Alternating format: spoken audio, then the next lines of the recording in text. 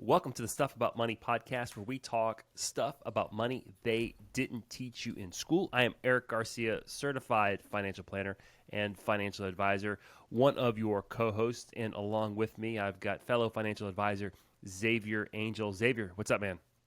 Hey, man, how you doing today, Erik? Man, I am doing fantastic. I'm doing fantastic. All right, well, I'm excited about this podcast. Xavier, many of you may or may not know, Xavier and I have been working off and on together in the financial services space. We're both financial advisors. We took an estate planning class in the spirit of learning about money, an estate planning class, man, maybe like 15 plus years ago. And we started been about 15, 16 years. It's been a long time. Yeah.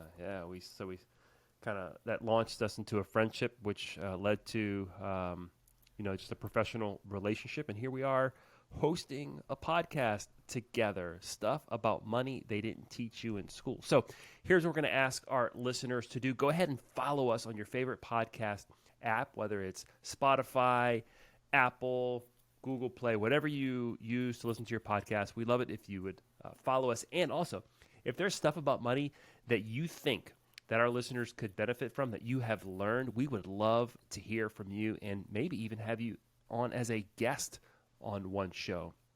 So speaking of guests, Xavier, could you introduce us to our guest for today? Sure. I want to welcome Dr. Matt Morris. Dr. Matt Morris is a couples counselor located here in the metropolitan New Orleans area. And Erik, I think, the one thing I want to note about Dr. Matt Morris and yourself is the two of you have been collaborating for years now. You guys have done several podcasts, a series called Building Us podcast. So definitely for our listeners, take a listen, go do a search, take a listen to Building Us podcast. Dr. Matt, welcome. Tell us a little bit about yourself, who you are, your business. We want to learn a little bit more about you being on the show today. Yeah, well, thank you for having me. Thank you, Xavier and Erik.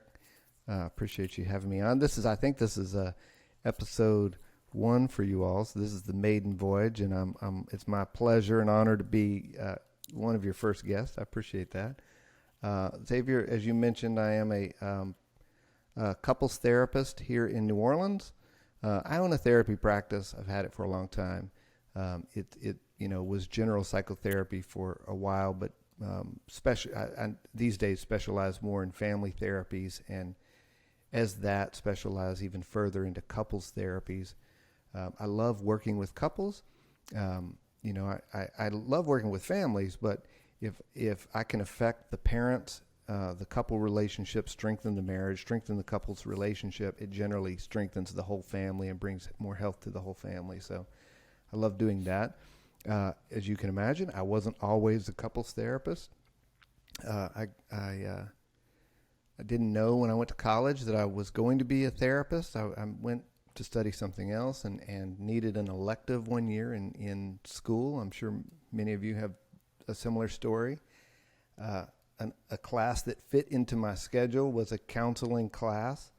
And so I took it and really enjoyed it. Our professor essentially had us doing mock counseling sessions with each other in the classroom, and I was at that time in my life was having a recurring dream, and one of the students and the professor helped me to analyze my recurring dream, which was just fascinating to me and really was helpful for me. I don't have the recurring dream anymore. It's great.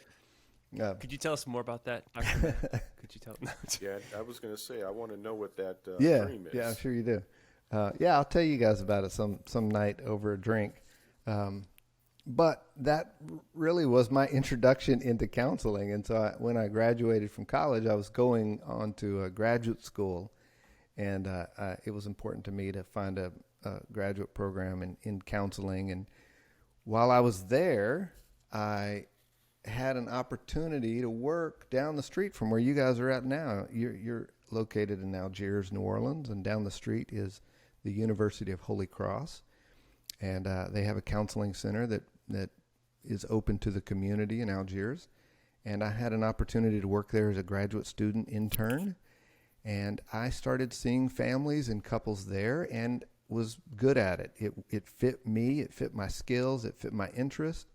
And I had a professor that was telling me at that time, you really should look into studying this a little bit more. And so I ended up going on to doing a doctoral program in family therapy and further focusing on relational therapies, things that help people's lives work better at home and at work and in the community.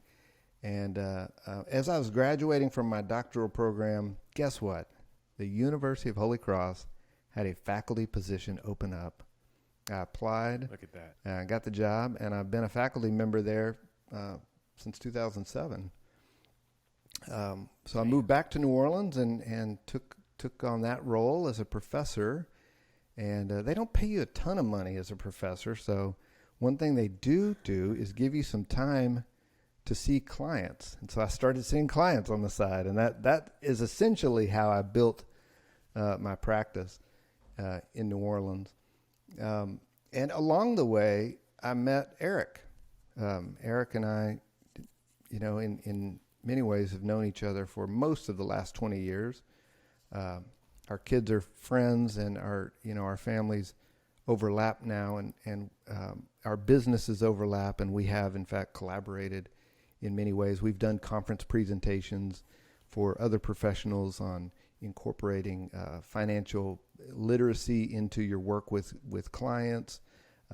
We've looked at kind of some of the behavioral sides of money management and trying to understand how people feel about money and how that affects their relationships. So we've been thinking and talking and writing about this for a long time, all towards the end of building healthier, better, stronger relationships.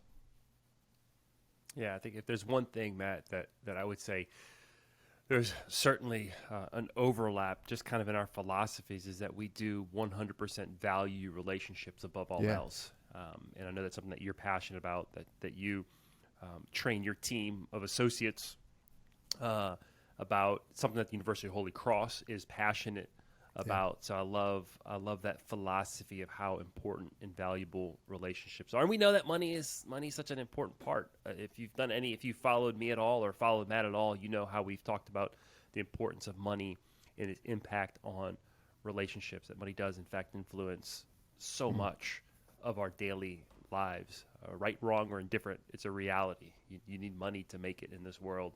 So having a healthy relationship with money is important. So I find it incredibly fitting for two reasons, Matt, that you are our first guest on the Stuff About Money podcast. Number one, you are a professor, so you are in the business of education. Yeah. And we're talking about things that education has failed to teach people early on. And then number two, I think it's fitting just to kind of follow up to some of the work that we've done, that you are our first guest here. So I'm going to start off. We're just going to jump right into it, Matt. What is one thing about money that you now know, that you know today, that you wish you would have known 20 years ago or at the beginning of your career?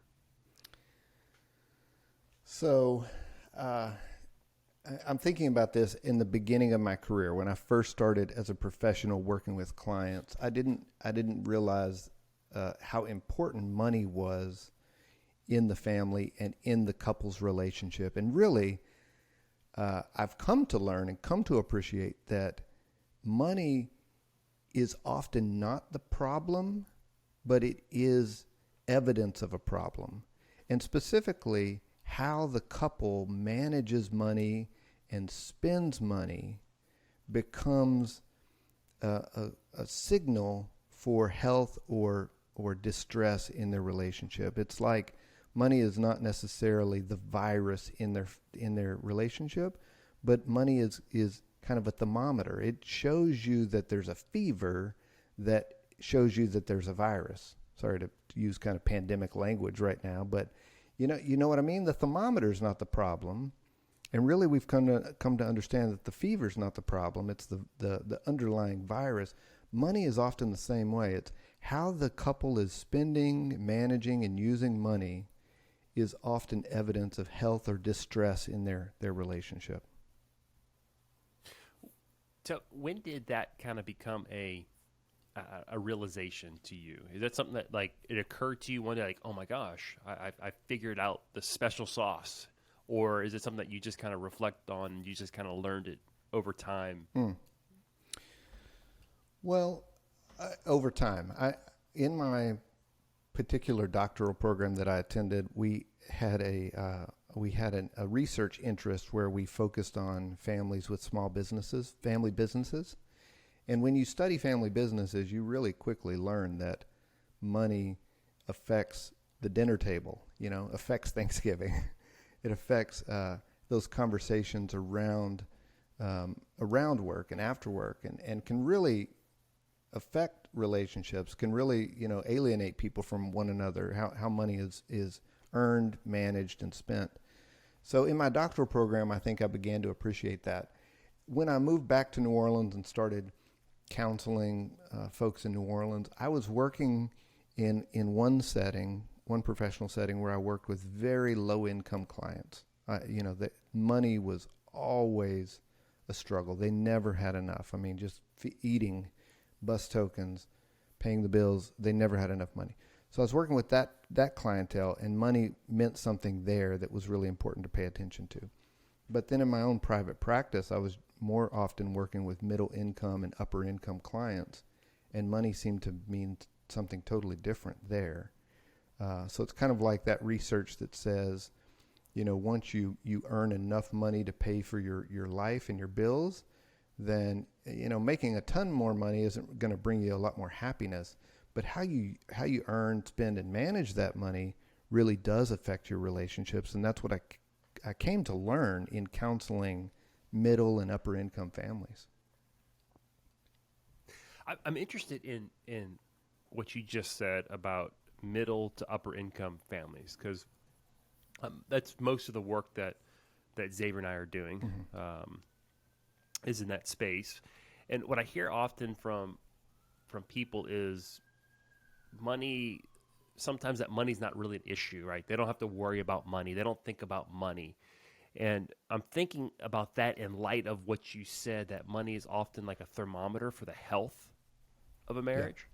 So how do you see when a couple's like, money's not a thing. We don't really have to think about it. We don't have to. We have plenty of it. It's not an issue that we have to really plan around. But yet, it's so problematic. What's missing? Yeah. So what they're usually saying when they say money's not a problem is people are usually saying we have plenty of income to pay for our life. So we don't really have to worry that much about keeping the lights on. That's what generally people are saying when we don't have to worry about money. We can pay for our life. What they may not be saying is how we manage money collaboratively together as a couple, or how we use money, or what we plan to do with our money next. They may not be saying we're all good in those areas. They're just saying our income is sufficient. So now you have the income side of the equation nailed down. What about the other side? Managing the money collaboratively, planning how you're going to use it, and spending it. How do you do on that side? And that's where you often see couples kind of fall apart. It's like, oh, we're a mess. We're a mess when it comes to that. We don't talk about it. We avoid it. We fight about it. We're secretive about it. We lie about it. All of that stuff. Do you find, though, that the couples are able to verbalize that money's the issue, or is it manifest itself some other way? Again, I think this is where money is more like the thermometer. The deeper issue for couples, you've heard me talk about this 100 times. The deeper issue is, are you there for me? Do you have my back? And do you like me? Those are the deeper issues. And so how money gets managed reveals cracks in those two concerns. Can I really trust you with our money? Or do we have enough to provide for our long-term goals? Are you spending money in ways that are going to jeopardize our future? Are you going to include me in the management of the money? And if I want to spend money on things, do you think that's okay? Is that cool? Is that acceptable to you? Or are you going to make fun of it? Or are you going to belittle it? So money hits at the deeper issues that couples wrestle with. Here's something that I've learned about money, and I've learned this kind of through our work together. And it sounds a little bit kind of as you were describing maybe those feelings that are tied to money. Like, is there going to be enough for me to retire on? Or do we kind of like not knowing what's going on, how we kind of default to maybe behaviors or skills that our family, that we kind of inherited from our family. So we're kind of bringing maybe some of these fears or concerns or the way that our family related to money, we're starting to relate to money in that same regard, and we've never really processed it. Yeah, well, I love that you just used the counseling word, processed it. We've never really identified it and discussed it and analyzed it, and brought it out into the open that, hey, you know, how I think about money and how I manage money and what I do with money is really a reflection of how I grew up around money, how money was managed and handled in my family. I often, all of us, including the couples I work with, often just repeat money patterns from their families of origin. Even if those patterns weren't particularly healthy, that's what we know to do, and so that's what we do. If parents had separate bank accounts, we'll have separate bank accounts. If I didn't see my parents talk too much about money, we won't talk too much about money. I was thinking about this earlier, Eric, that I have kids, and my kids are now old enough where they have some of their own money. They get an allowance. They have some money to spend. One of my kids works, so he has an income. And they're like day in and day out right now learning how to manage money. And they're developing habits and skills right now.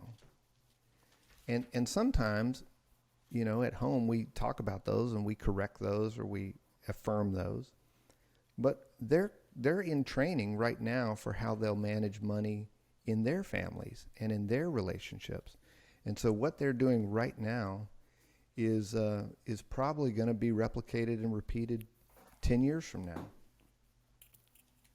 One of my kids just discovered Starbucks. There's a Starbucks down the street from their school, and I get the bank account. She's got a separate debit account, but it pops up on my phone, the notification. Yeah. So I'm like, uh-oh, we're gonna have a conversation about that. Learn how to manage money. But I hear that often, and it's the question that I ask often of clients. What was money like growing up for you? Or a lot of times I ask the question like this way, like, you reached out to me, you wanted to work with me in a planning relationship.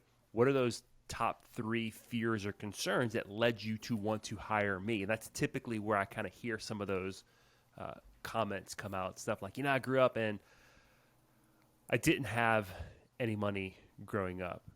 And maybe there's a desire to change that, right? For their kids. I don't want my kids to suffer the same thing that I suffered. And I think sometimes it's premature in I don't think they fully process it and realize that, hey, maybe some of the suffering that I had was actually good because I learned some things through it. And I don't want to shortchange maybe some of those lessons.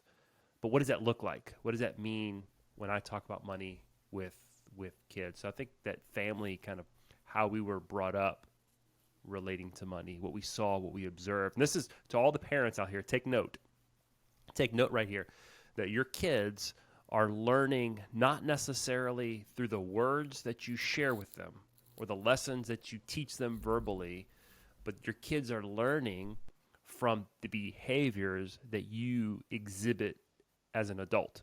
So if you want your kids to have healthy relationships with money, if you want them to make good spending decisions as they become adults or teenagers into adulthood, if you question, man, my kid's just spending way too much at Starbucks, and you're spending way too much at Starbucks, they learned it from you. I'm pointing fingers back at you. Sorry.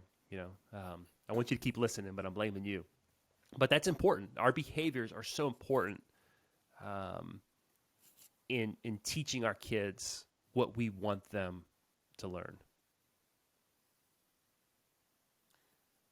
And Erik, both of you guys, when talking about those behaviors and our children, as a reflection of what we do on a daily basis, one of the things that I just thought about was I was on my way home last week and I got a phone call from a client. And when I answered the phone, it actually wasn't the client. It was her two girls, 11 and 9 years old. And they started asking questions about their account. And I had Grace in the car with me at the time, and Grace said, "Daddy, let me answer the question because you don't know how to talk to them. I can explain it better." And so Grace started explaining the markets based off of fidgets and how you buy fidgets. You're spending money and making money off of something that you own. And it made me take a step back and really look at it and say, you know what, she's learning. She's learning based off of what she sees me do on a daily basis. And that's a great way for us, as you mentioned, look at what we're doing. It's a great way for us to learn and teach our children not to do the same things that we're doing. I love that. Daddy, let me explain it. I was, my mouth was open. I couldn't even respond to her. I just had to say, go for it. Yeah, that made me proud. Yeah, so in that example, I mean, that's amazing, Xavier, that your daughter has learned so much from you that she's wanting to teach others about that. And Erik, in the example of I didn't, my family was poor, we didn't have enough, so I want to earn more in the future. I want to make more in the future. That's one level of how this affects, how the family of origin affects the next generation relationship. But what I'm specifically thinking about is how you manage the money together as a couple or in a family. And because many of us are coupling a little bit later, there's a little bit more of a delay to couple these days than in previous generations. So that means that as an individual, I'm solidifying my money management skills before I have to merge those with somebody else's. By the time I merge those skills with somebody else's, I may not want to change them much. And I may not really want to take into consideration how you manage money and your financial goals and behaviors and plans and feelings.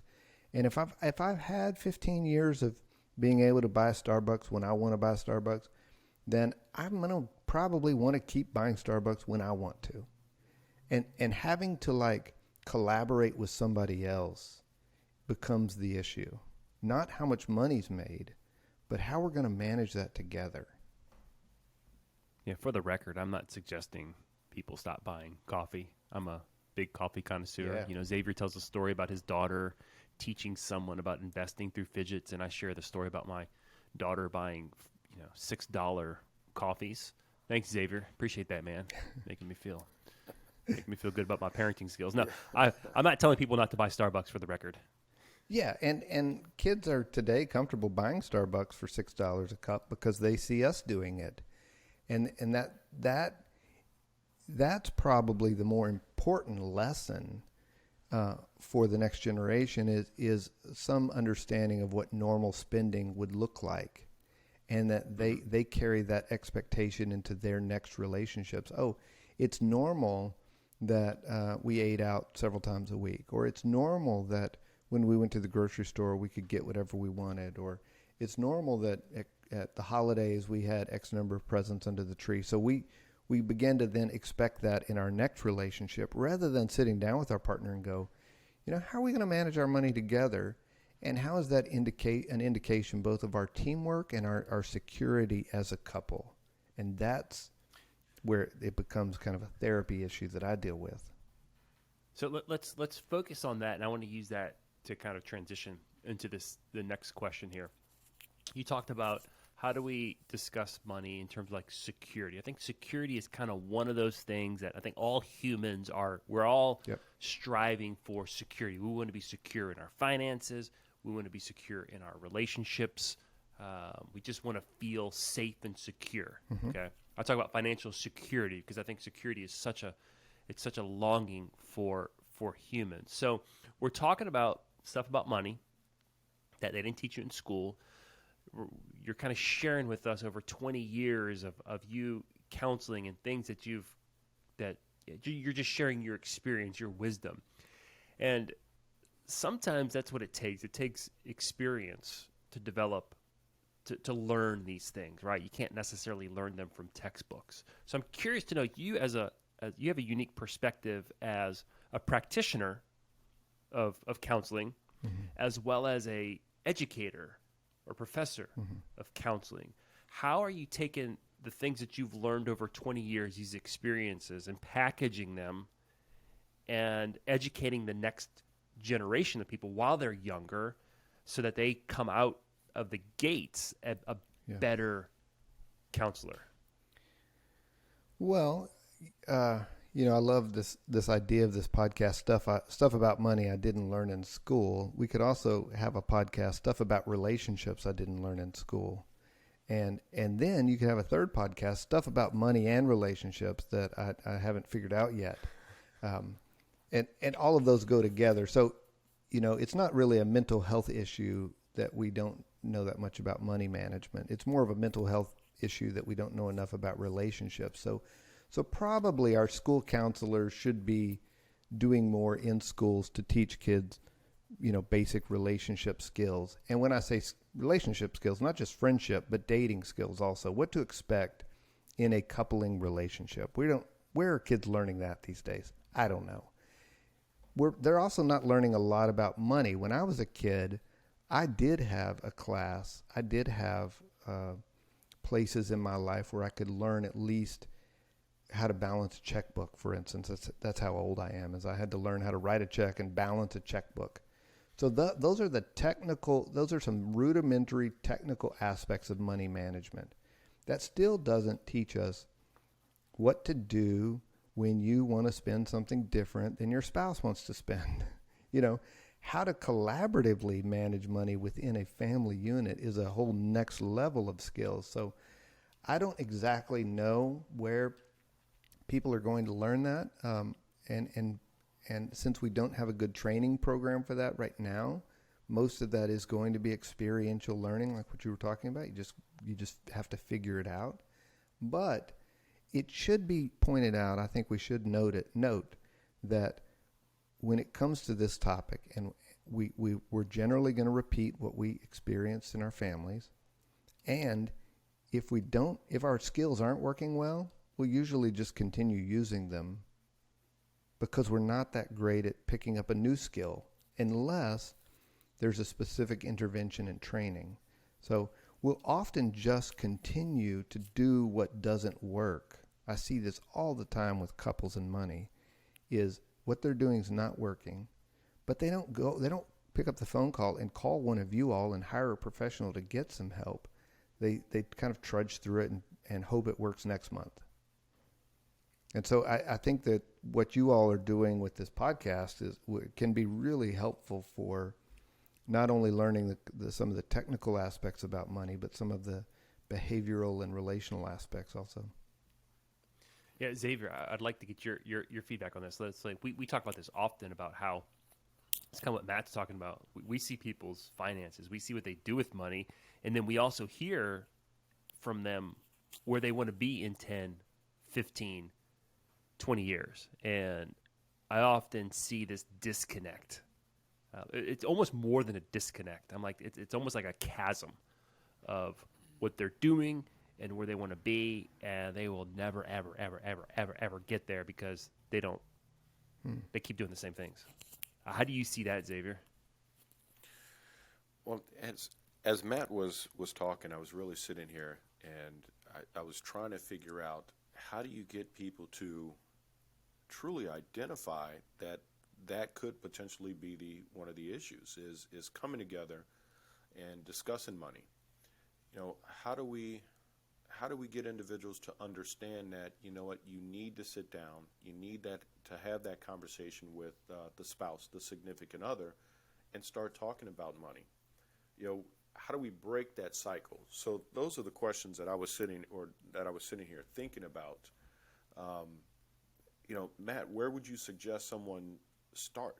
Because if we don't know we have that problem, then how do we address it? Well, there have been some very successful financial literacy programs developed in the last 10 years, at least I've been aware of them in the last 10 years. Some of those are specifically geared toward small business owners, maybe through the Small Business Administration or through some civic organization.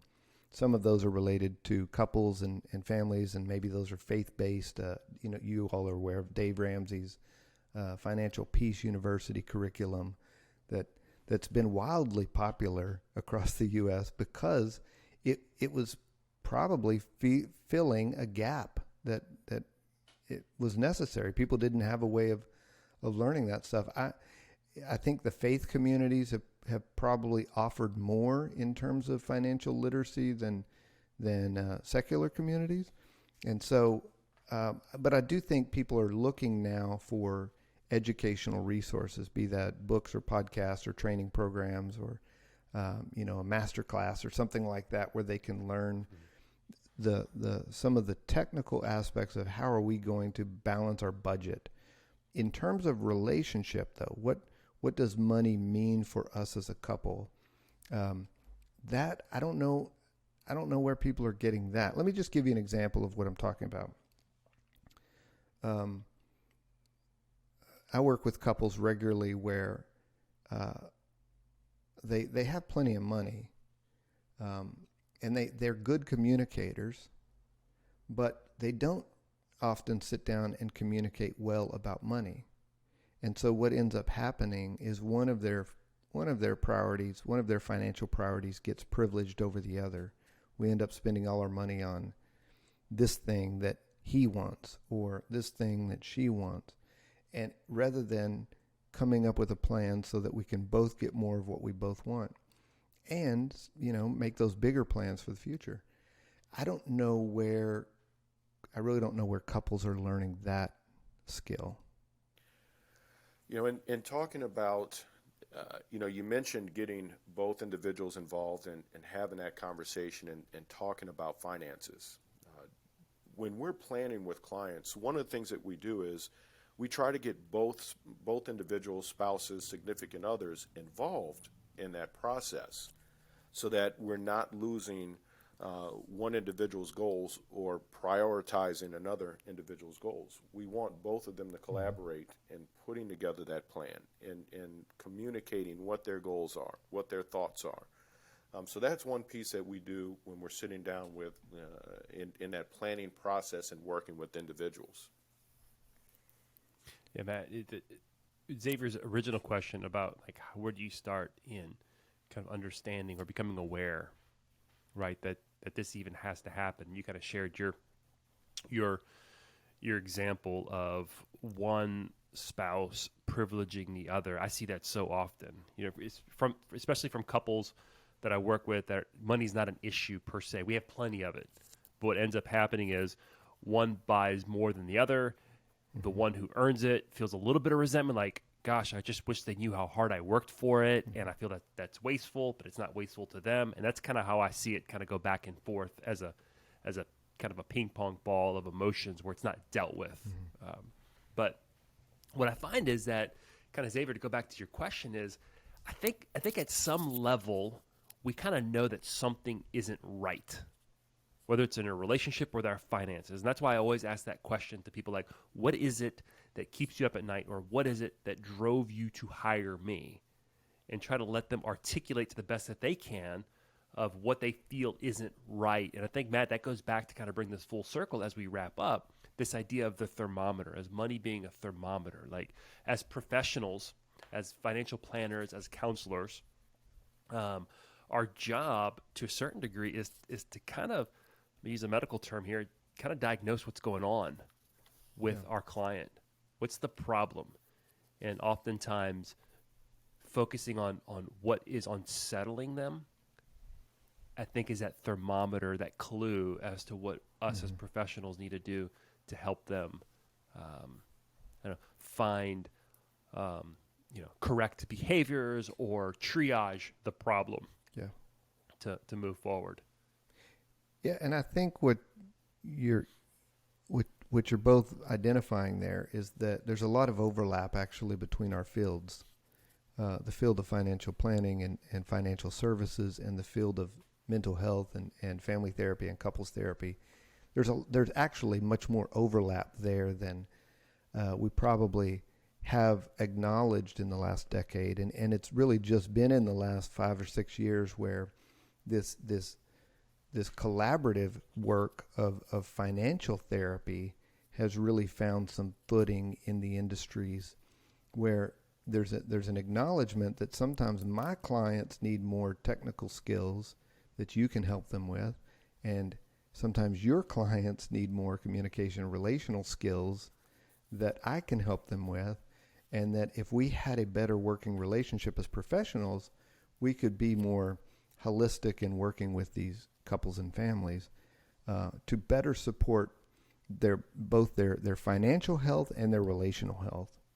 And that, you and I, we don't need to be that siloed in our work. We need to get out of the office and meet each other and send each other clients so that our clients get, have happier, healthier, stronger relationships. I love it, man. I love it. We should start a podcast. Matt, we should do a podcast together on money and relationships. Yeah. All right. As we're wrapping up here, I want to give each of us an opportunity, maybe just to kind of a quick summary of what you heard today. What is that thing that, I don't think I can say it this way, that stuff about money that you heard today? That stuff about money that you heard today that we're hoping our listeners can hear. And we're hoping that people younger than us hear it and learn it and implement it, whether you're a financial advisor, just a regular old professional, or a counselor, something that you heard today, Xavier, that someone can implement. Strengthening our relationships, whether married, with a significant other, through having communication and conversations regarding finances and monies and figuring out what our collective goal is. And I'm actually going to give two, because I think another one was important, was breaking that trend on what our children are seeing us doing. So those are the 2 points that I take away from today. Dr. Morris? Yeah. Officially, Dr. Morris. Just paying attention to what does your financial management say about the health of your relationship. Paying attention to that and asking that question around the dinner table. How are we doing managing our money, and how does that help you feel more secure in the relationship? Man, I'm gonna kind of wrap it up, Matt, with a little bit of kind of something that you I'm gonna piggyback off of what you said, because I don't think 20 years ago, if you would have tried to teach me some of this stuff, I would have been in a position to receive it and implement it.